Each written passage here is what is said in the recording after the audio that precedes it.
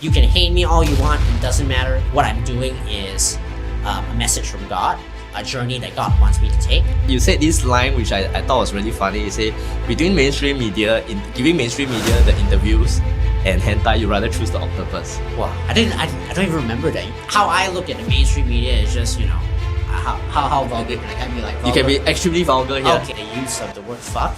And really, there is scientific evidence that saying vulgar language with each other, it's a symptom of being close to that person. I'm a Christian. I would consider myself part of every religion that reduces suffering. What is something people completely misunderstand about you? Oh man, I can go on and on. Do you think going viral at a young age affected your ability to develop like in a normal Singaporean sense? Yeah, but that is great. And I'm really fortunate that really at a young age I had that talent to be able to make videos that has an audience. Why do you think among all the guests we've had recently, you are one of the highest in-demand guests that people have requested for? My balls, my coach. Speaking of balls, we want to thank our sugar daddy today, Turis VPN. And you want to find out about radical or edgy stuff, or whether you're into gooning online and you want to protect your privacy, right? Use Turis VPN to protect your privacy. Amen. There you go. If you never went viral, who would you be today? What would I be today? I mean, would love a partner for life. I think that would be very cool. So a girlfriend. So you're looking for love. Amos is looking sure. for love. Speaking of diet and exercise, what do you think about looks maxing? Do you think modern internet culture and news media actually needs villains to survive? I mean, it certainly helps. I still actively try to find people who criticize me and condemn me because I think that's very important in terms of getting a holistic opinion. And also, if let's say I'm wrong, they can check me on that. The medication it represses your emotions. And really, I think if you are really, really uncontrollable and you can't function because of mental issues, then okay, yeah, taking it does help. But you're not really dealing with the main issue. The core issue. Yeah, and you have to deal with that. Otherwise, okay, it'll just keep on getting worse and worse. Your medication will have to increase the dosage. You'll be more reliant on it. And yeah, that's eventually how it will fuck you up. And I think Western doctors, especially mainstream doctors, they don't understand that, which is why we have like a mental health crisis right now. Do you think the internet created Amos Yee or destroyed him? Sort of both, depending on which part of the internet you talk to. You are a very vocal critic of many points, but do you think that there's anything good about Singapore? The safety, the law enforcement, in terms of doing things that is universally good, like how we dealt with COVID, doctors taking care of patients, enforcing laws, things that are universally good. Singapore does it really well. What parts of your personality do you personally feel have become exaggerated because millions of people were watching? Yeah, I think it's especially the older generation have this very conservative mindset. You shouldn't say vulgar language, even though all the greatest writers in history have always used vulgar language. How would you say your relationship with the word fuck has evolved over the years?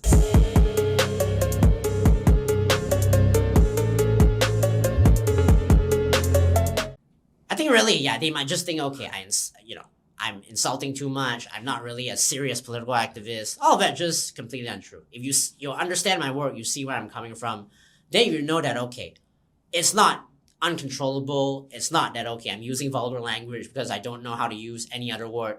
It's all a deliberate choice. The vulgar language, the occasional performative nature, the aggressive tone, it's all to just be dramatic, to gain viewers, and to gain influence. I think, you see, the first 16 years of my life, I was really a quiet boy. Okay, I believe in school. I just quietly study, trust the PAP system, the educational system, to bring me the most happiness. Then found out I was like really screwed over, and that's why developed a more vulgar and iconoclastic, rebellious sort of nature. And really, I think I've always been drawn to the use of the word fuck. And really, there is scientific evidence that saying vulgar language with each other, it's a symptom of being close to that person. Because, okay, fuck, brings up emotions and personalities that unique like personalities and emotion that you wouldn't normally share to people you aren't as close with. So, I think that is also where a lot of the relationships are functional and artificial. Just because I marry you, not because I really love you, but okay, because you can pay for the house, you can financially support me. A lot of relationships are like that. And once again, I think me saying fuck is sort of in a sort of a subconscious way, sort of shines light on the artificiality of their kind of relationships that you can't have. Okay, the kind of discussions and conversations that I have, and I think that really stings people. Not really just because of the word fuck itself. So you feel that it's really on the surface, not the word fuck. It's like deeper issues. Exactly. Whenever people hear the word fuck and they are shocked. Yeah, it's like a subconscious insecurity that you don't have, close, meaningful relationships. So guys, if your friends say the word fuck to you, you have a lot of close friends. But obviously don't say it too much until then it becomes just like trashy and rude. So, and let's say like your ama is like, hey, don't say fuck anymore. Like, okay, like just do her a favor, don't say fuck until you go outside the house. To respect the elders. Exactly. Right? Say fuck, but respectfully. Say fuck, but respectfully. Do you think we are now living in a post-truth world? That's kind of been an issue, really, a lot of time, right? Even before the even internet, before. right? Yeah. But yeah, I understand why people would consider that, because with the algorithms, you could be, filled with, complete lies and basically just be stuck in an echo chamber and never get out of it. Do you think the internet created Amos Yee or destroyed him? Sort of both, depending on which part of the internet you talk to. There are people who either completely defend me or they disagree with, the elephant in the room. And then there are those that are just like, who completely hates me, which I think are the most irrational group, who are just like conservatives and close-minded. This is a very miserable people. So why do you think they hate you so much? I think it's because a lot of my criticisms against Singapore are valid. The best case scenario, you get a degree, you get a well-paying job, but you're still doing a 8 to 10 or 12-hour work day that's very miserable, that's not fulfilling your fullest potential, and just like an incredibly dehumanizing, miserable life. I think people, they secretly feel that way, but just because they want to maintain that stability in terms of being financially stable, that's why they still stick with their mundane jobs for most of their life. I think I sort of hit a nerve in terms of revealing that. Do you think modern internet culture and news media actually needs villains to survive? I mean, it certainly helps. And it's not really like, okay, you decide to be a villain one day or you decide to be the hero one day. It's just be yourself. And really being yourself, it will either fill a role or a villain or a good guy. And also that perception depends on different people. Some people might think you're a villain. Some people might think, you're a hero. I think I'm a hero. I think most Singaporeans think I'm a villain. You just embrace whatever you find you're most passionate about. Growing up in the spotlight, the media spotlight is so glaring, right? Was there ever a moment where you thought that, or you realized that your life was never going to be normal?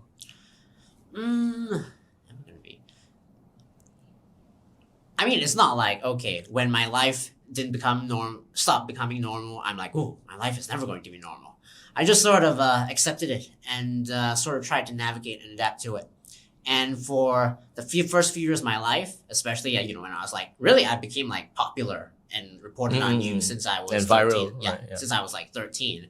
And definitely, especially after Lee Kuan Yew video, like all that hate and all that attention really did have a mental toll on me. And it made me have like a really erratic behavior where, I lash out at people that I had small disagreements with.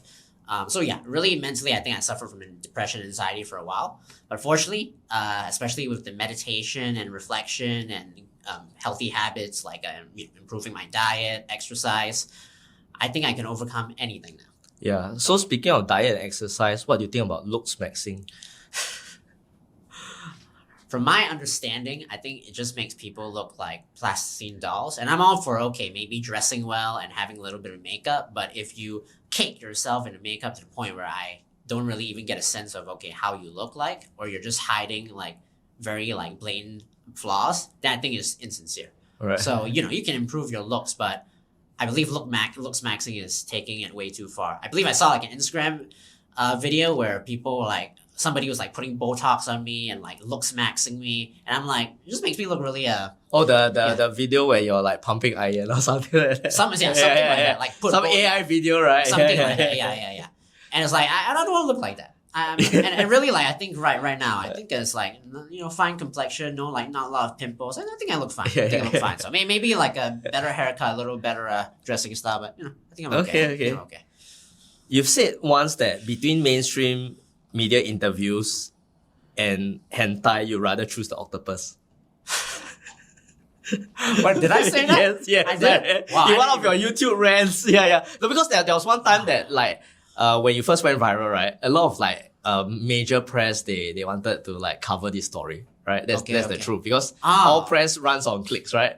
How I look at the mainstream media is just how vulgar can I be like vulgar? You can be extremely vulgar here. Okay, yeah. Basically just like government dick suckers who are incredibly biased and incredibly insincere and incredibly untruthful. So yeah, obviously I prefer that great hentai. That's good, good for me, like to reduce my sexual urges and help my mental health. So yeah, I definitely prefer the hentai. So you rather hentai is better than hypocrisy? Yes, definitely. Amen. Yeah. And then again, I'm not really even into the whole octopus or whatever. So that's way too. It's a metaphor. It's a metaphor, okay, right? okay. What do you think are the three most important things you care about in life? Well, I care about my own mental, physical, spiritual health, and the people around me, and their mental, physical health. I'm a political activist, so I care that we eventually have public protests, which will eventually lead to better opposition politicians that will fight for the true issues that people care about: removing national service, reducing the cost of living, having free healthcare, free food by taxing the rich. So I think that public protests and political activism, that's incredibly important. And just for me personally, would love a partner for life. I think that would be very cool. So a girlfriend. So you're looking for love. Amos is looking for love. Yeah, Yes. And why do you think like even someone who and this is true for everyone actually, we are all like narcissists to a certain extent, right? Why do you think someone like positively identify as a narcissist would still like crave to have that kind of human connection? Well, I was actually officially diagnosed with narcissism before. And but yeah, the narcissism at the time was just to mask my insecurities because of my lack of love. That's why I make up all these stories that I can cure cancer, I can set up all these businesses, stuff I didn't know about, just to compensate for my lack of love. Really, what is best for you is what is best for other people. And so you have to take care of yourself, like genuinely take care of yourself, not just do self-care. Not just do things that you think is best for you, like a hedonistic life, like money and like shallow sex with money and hoes, cash hoes. Yeah. That's what you think is good. Yeah, that's what you think. Yeah, that's what you think is good for you, but it is actually good for you. But doing the things that is actually genuinely great for you, that will bring you long-term happiness, that will translate to your contribution to the largest amount of people that you can help. So. Yeah, and speaking of happiness and stress and cost of living, our cameraman Shane here is a father of 2 people. Okay. Right. So Shane, what do you think on these comments that Amos has made regarding like life and finding a partner? When the government is trying to like increase like breeding among Singaporeans. Yeah. I think low birth rate in Singapore is a key example of a crisis of meaning. A crisis of meaning. Yeah. If you have no meaning, then there's no reason to bring new life to the world. Right. Yeah. That issue in particular, I think really it's a non-issue. Because if you just have better cost of living, you have free healthcare, free food, eliminate starvation, poverty, which is absolutely possible. Like tons of Scandinavian countries and even Southeast Asia, Taiwan, they've basically done that. Then people will naturally, not just be focused on themselves and their HDB and trying to make ends meet. And then they will have more space to, consider having a child. Because really, if let's say you are financially independent, mentally stable, then yes, it's a great thing to have a child. Because having a child, the act of, raising a child really develops like qualities of love and a personality that, you otherwise wouldn't achieve. But if let's say you aren't financially stable, you aren't fully happy with your life, and then you have a child, then it's irresponsible. Then you're just like, okay, you can't further your education, you can't further your career, you're just stuck with this like dead end job to raise your kid. That's when it's an unhealthy dynamic. So do you think like all the ways that like the powers that be are trying to encourage people to, you know, procreate in Singapore, right? It's skirting around they're avoiding the main issue, which is the fact that it has become unsustainable. The people in their mid-30s or like early 40s who don't want to have kids, it really is because it's a genuine concern that, okay, I'm not financially and like mentally capable. They're not even in a position to take care of themselves. Exactly. Right? In which case, you definitely should not have a kid. So what you should do is actually, okay, it's not about motivate them to like, fuck and have kids. All these bits. Exactly. You should actually help them, okay, be more financially, stable, be more mentally healthy. Okay. So back to like internet virality. If you never went viral, who would you be today? Would I be today? I mean, man, just like 6 months ago, I wanted to be a mental health doctor, a therapist. Not a mainstream one, but I was really passionate about helping people out with curing their anxiety and depression. Like one of the proudest things I ever did was I had this friend in American prison. He was 60 years old, and essentially he was on anxiety meds for 2 years. And at the time, I understood, about meditation, about developing good habits. And so for whatever reason, he trusted me. And so I put him on a routine of meditation, of consistent exercise, and just sharing his problems in his life every other day, miraculously. In 2 months, he managed to significantly reduce his dosage. And in about 4 months, absolutely off of anxiety meds. Oh, and speaking of like meds, all these like mental health medication, they do have some reported bad side effects, right? Yeah, exactly. Right. It's like it fucks with people, like they can't get their dick up again and things like that, right? Really, like the medication it just represses your emotions. And really, I think if you are really, really uncontrollable and you can't function because of mental issues, then taking it does help. But you're not really dealing with the main issue. The core issue. Yeah, which is, I think meditation really helps with that, with dealing and reconciling with your trauma. And you have to deal with that. Otherwise, it'll just keep on getting worse and worse. Your medication will have to, increase the dosage. You'll be more reliant on it. Yeah, that's eventually, how it will fuck you up. And I think Western doctors, especially mainstream doctors, they don't understand that, which is why we have like a mental health crisis right now. And would you say that like the people that so-called like and this is not even about politics, it's more about like philosophical belief system, right? The people that so-called identify with some of the things you're sharing is because they're not as much concerned about politics, but as much as they're concerned about like surviving in a system whereby they have anxiety on a day-to-day basis. Exactly. I mean, really, it's all interconnected. Where, there are definitely issues in terms of our workforce, in our educational system, learning things that you mostly don't like, that you don't care about, forcing them, like defining your worth based on, your results in English, math, and science, that, your social skills, how you, self-actualize. Very dehumanizing. And we face that all the time. And really, my battle is not really about, defeating the PAP dictatorship. It's really about curing people with their mental issues and unlocking their fullest potential. So you feel human life essentially, it begins, would it be fair to say, like in the mind? Like if the mind is like fucked, then you're fucked. In simple terms. Sure. Right? Very philosophical question, but yeah. What is something people completely misunderstand about you? Oh man, I can go on and on.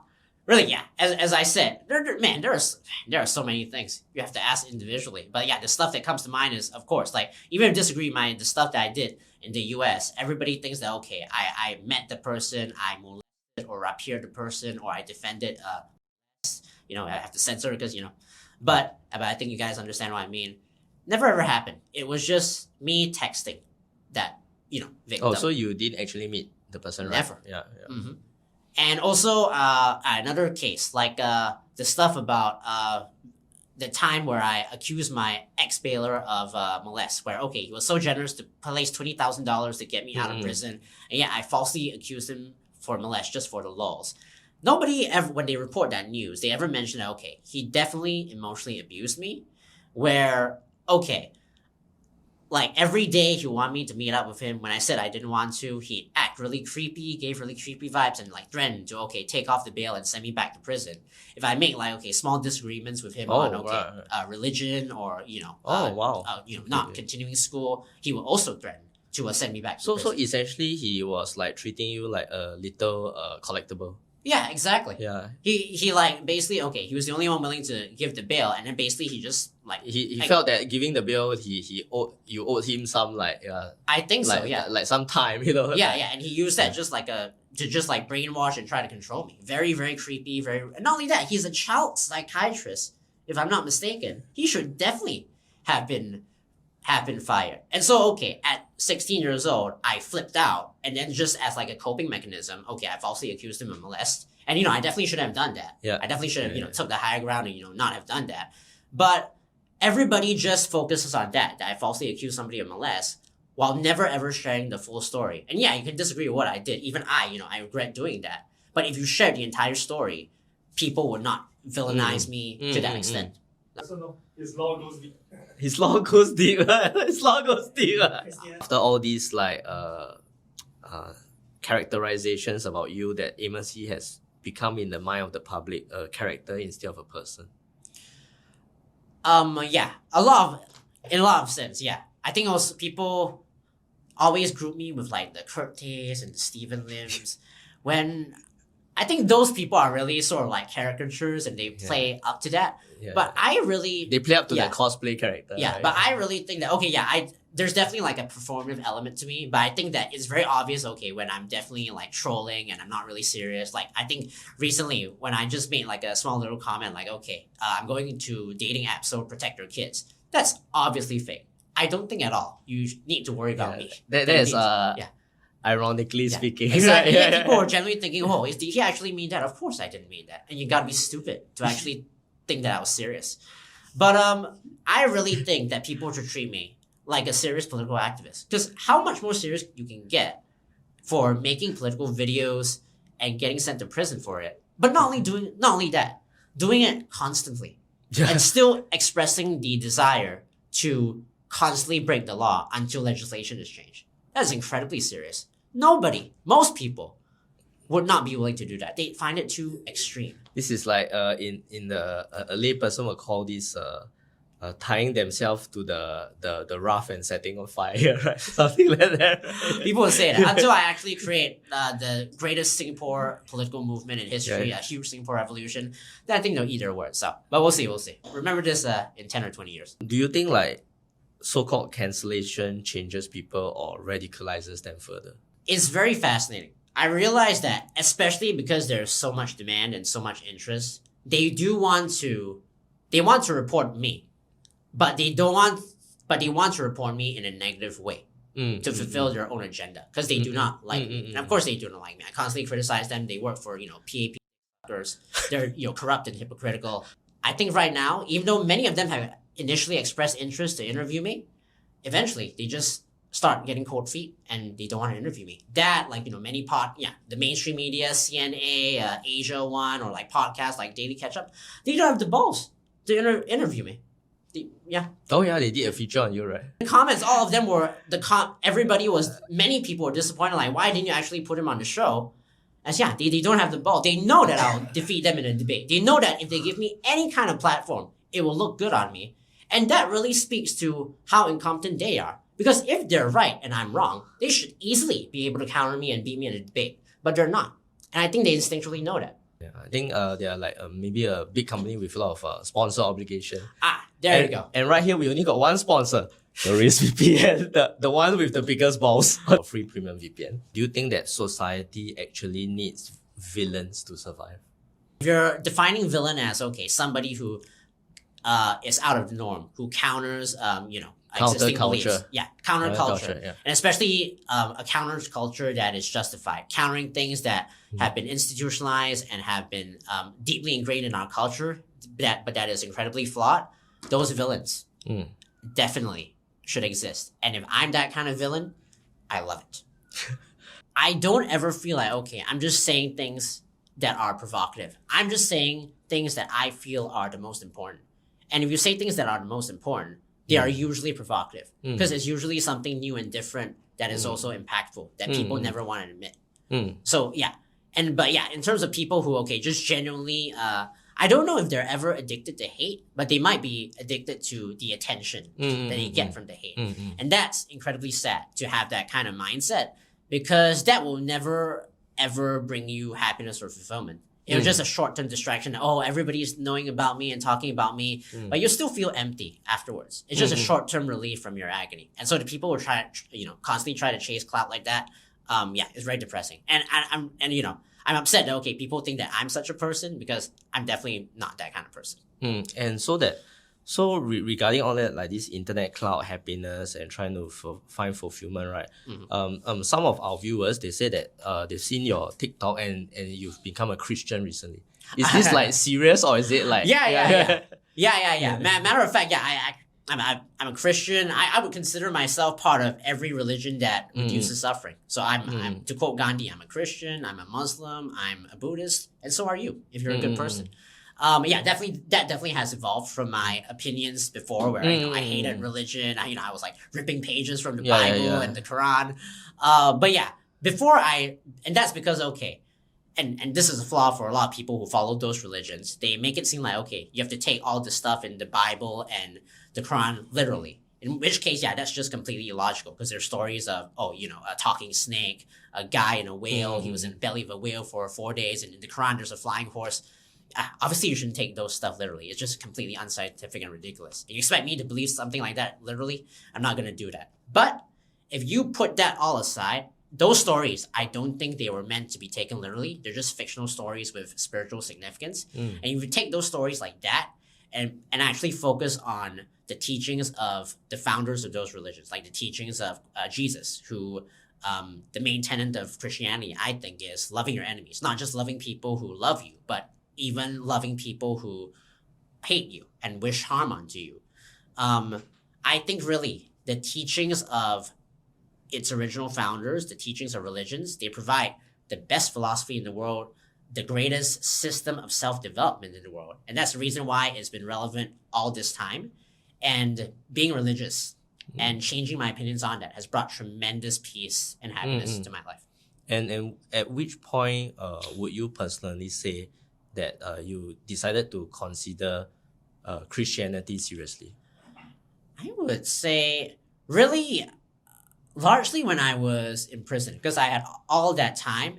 I saw how religion positively affected the prisoners. It gave them a sense of meaning.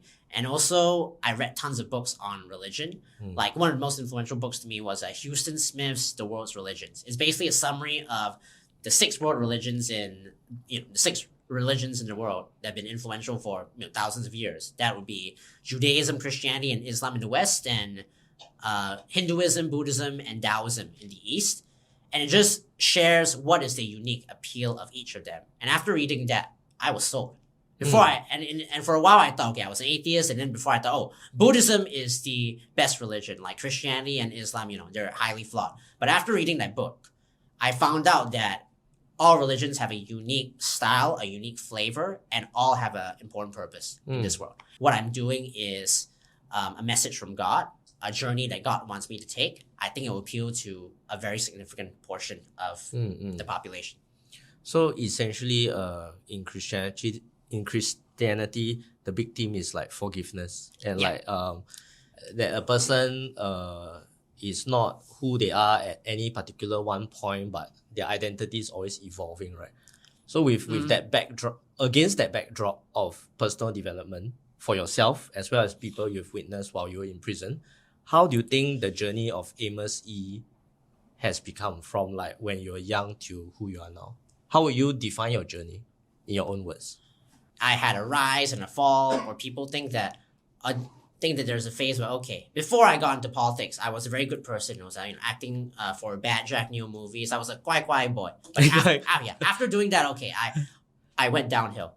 Really, I think my life has just been constantly going up. Really, I think that people think that, my life went downhill once I discontinued school.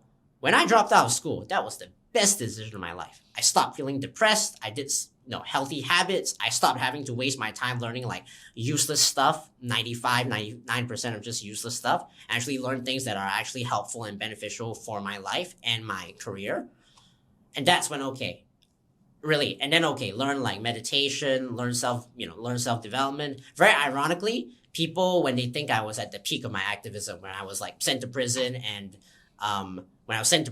people were protesting for me in Singapore, Hong Kong, Taiwan, I knew at the time I was extremely mentally fucked up, didn't know what to do to create an effective political movement. I would just alienate people from how unlikable I was. I was the kind of person where, okay, if we disagreed politically, like, I'm an atheist or a Christian, I disagree with you, I can't just, agree to disagree. I'd have to keep on, like, forcing my opinions on you. Just a very mean-spirited, asshole. I was said, and that kind of personality, you definitely can't be an effective activist. You have to have a good personality that attracts instead of alienates. Otherwise, you can't get a big enough support. And so really, right now, I'm not sure that, if let's say I get sent to prison now, will people protest for me? But I think definitely in the long term, my contribution will eclipse tenfold the impact of my politicalism I had 10 years ago. So, from what we can hear, we can feel you're very committed to your beliefs. Yeah. Right. And going back to your childhood, do you think going viral at a young age affected your ability to develop like in a normal Singaporean sense? Yeah. But that is great. And I'm really fortunate that really at a young age, I had that talent to be able to make videos that, has an audience. Because really, I think 90 to 95% of people who make content, who tries to make content, they're never ever seen. And then I think people underestimate just how hard it is to consistently create content. That's true. Exactly. And I was lucky to have that talent. And even though it screwed up my, my mental health young, is simply because of that experience. That's why I was able to adapt. And so right now, with all the hate, with all the prison, I've learned effective coping skills, meditation, exercise, a self-love to be able to deal with anything. So I'm really, truly freed from the fear of death. If I have to, so you can hate me all you want, it doesn't matter. If I have to get sent to prison 10, 20, 30 years, no problem. If I have to do that... We hope not. We hope not. we hope not. I hope not as well. But it depends on the Singapore government. So you might think it depends on me. Yeah, you guys can change the laws. You should change the laws. So otherwise, we'll keep on battling. What's your view on AI? I wish I knew more about it. But I think that, like any technology, you can use it for good and you can use it for bad. But right now, it seems like, AI is developing in such a large pace, and we're really concerned that huge conglomerates who control most of that power will use that AI to enslave the world. Definitely should be regulated. In the future, people will be bringing their girlfriend, boyfriend home, right? And then tell them, Mom, don't be such a discriminate against my AI girlfriend, Now they'll say, you're in love with a clanker. If AI becomes so advanced that they become like humans, then it's like Blade Runner. There'll be a morality issue. Is those kind of relationships genuine? I think if it reaches that point, maybe so. Yeah, that's true. Or we'll all be a Ryan Gosling meme. Yeah. You look lonely. I can fix that. So, do you think people view news medias or maybe figures as yourself, or like even politicians or celebrities, and then whenever they see something that doesn't agree with them, it allows them to lash out as a form of therapy? Yeah. Right. Because it's much harder to re-examine your opinions. Even if, let's say, all right, you are actually right, but you get an argument that you don't know how to defend at this point. It's much harder to think about it, think about how to debunk it, re-evaluate, are you right, are you wrong, your own like personal life decisions. It's much easier to just lash out erratically. No. So like as a young kid, maybe this might be a sensitive thing, but did you feel that like the hatred like of the people that were lashing out at you got to you when like millions of people were watching? definitely. I think I forgot because I got so used to it, and luckily right now I'm able to handle it. I got, man, I was so used to it that I think, yeah, really, it's absolutely horrifying knowing that hundreds and thousands of people are hating on you and disagreeing with you and wishing harm on you. And people won't know how bad it is until they're actually, you know, a public figure that deals with that. Which is why like Jian Hao Tan, who, okay, he makes all these like very cookie cutter, mediocre videos, boring as hell for secondary school students. I think one time he made a video that was making fun of me. I wish I could still find that video. And then, okay. Oh, there was a video? There was a video, yeah. He made a video on me. And it's now deleted. I wish I could find it. But, okay, instead of 99% of likes, he only gets like 80%. It's not even that big of a down. Not even that big of a dip. But then, okay, people were defending me. They were arguing against him, saying that, okay, his comments were incredibly insensitive. Even if you disagree with him, you know, he shouldn't be sent to prison. And he was just arguing with the fans. And then eventually, I don't know why, he deleted the video. I don't know if they were trolls, but maybe people were just generally arguing with him. You just can't take it. Because like, oh, I'm so used to people liking and sucking my dick and adoring me. So, and just a small little bit of hatred, and he just can't take it. And so, but here's the thing, okay? The trick to dealing with hate. Are you ready for this? Just don't read it. Just don't read it. Just turn off your phone. Yeah, simple. Exactly. I think one actress said that in Hollywood, like old school celebrity, she said she doesn't read comments. Yeah. It doesn't mean that, I cannot beat you in a debate because I block you or, I don't respond. It's just not worth the time. Exactly. Right, it's just, it's not that I can't listen to criticism. It's that nobody can listen to constant criticism about the same thing. I already know that you suck and your reasons why you think I suck. I don't need to hear it 100 times. After all this, philosophical debate, you know what? Some people are going to attack you on your appearance. Not just the appearance, but the hair. The haircut, right? The haircut, the right? Donald Duck voice. So the voice I really can't change. I think if I stop saying and like too much and improve my speaking, maybe the voice is a little less annoying. Yeah. But the hair and the clothing, genuine concerns. And I do think that if I actually collaborate with a hairstylist or a dresser, I think it could like makeover, right? Yeah, then it can be a style that better expresses me. And, okay. we'll see.